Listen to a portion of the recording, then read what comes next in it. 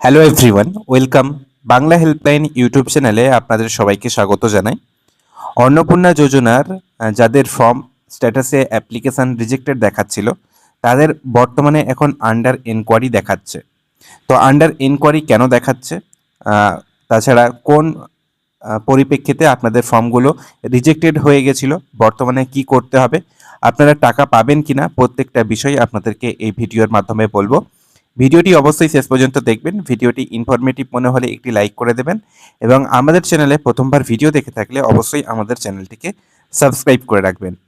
দেখুন, এই নিয়ে কিন্তু একটা অফিসিয়াল নোটিশ পাবলিশ করা হয়েছে কোন কোন বিষয়ের জন্য আপনাদের ফর্মগুলো রিজেক্ট হয়েছে এবং আন্ডার এনকোয়ারি কেন হচ্ছে, সেটাও আপনাদেরকে এই যে অফিসিয়াল নোটিশ এখানে ক্লিয়ার করে বলা আছে।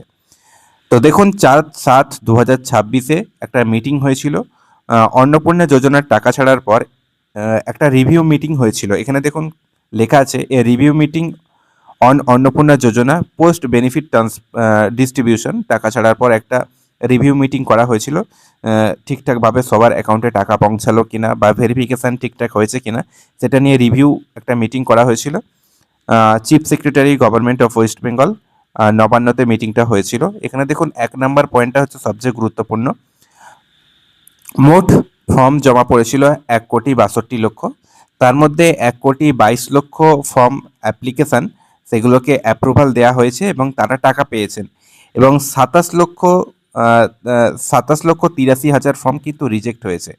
এই যে 27,83,000, এদেরই কিন্তু স্ট্যাটাসে প্রথমে আপনার হচ্ছে অ্যাপ্লিকেশান রিজেক্টেড দেখাচ্ছিল, এখন বর্তমানে আন্ডার এনকোয়ারি দেখাচ্ছে।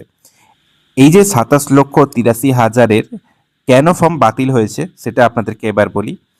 তো এখানে দেখুন, রিজেক্টেড হয়েছে সেটা কোন কোন পরিপ্রেক্ষিতে না, ইনকাম ট্যাক্স পেয়ার যদি ফ্যামিলির কেউ থাকে, অন্নপূর্ণা যোজনার জন্য যিনি আবেদন করছেন তিনি নয়, যদি ফ্যামিলির কেউ ইনকাম ট্যাক্স পেয়ার থাকেন, তারপরে হচ্ছে যদি কারোর 3 কামরার বেশি বাড়ি থাকে, আর কারোর যদি জিএসটি, কারোর পরিবারে যদি জিএসটি নাম্বার থাকে, তাহলে তাদের কিন্তু অন্নপূর্ণা যোজনা থেকে আপাতত বাদ দেওয়া হয়েছে। তবে এটা কিন্তু প্রভিশনালি, অস্থায়ীভাবে বাদ দেওয়া হয়েছে, অস্থায়ীভাবে তাদের নামগুলো রিজেক্ট করা হয়েছে।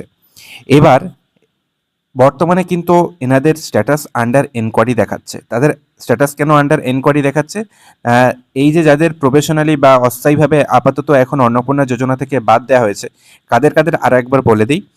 যাদের ফ্যামিলির কেউ ইনকাম ট্যাক্স দিয়ে থাকেন, 1 নাম্বার।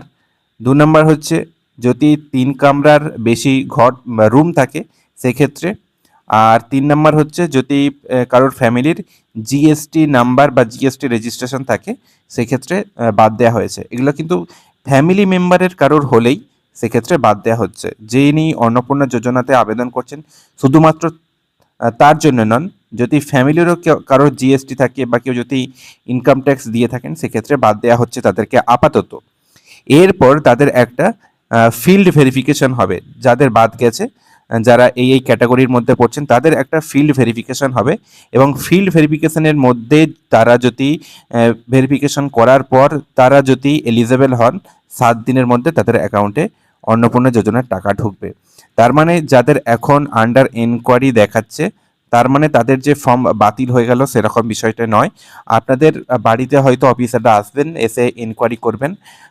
সেখানে যদি আপনারা এলিজেবল হন, তবেই আপনি এই এনকোয়ারি হওয়ার 7 দিনের মধ্যে আপনি টাকা পেয়ে যাবেন।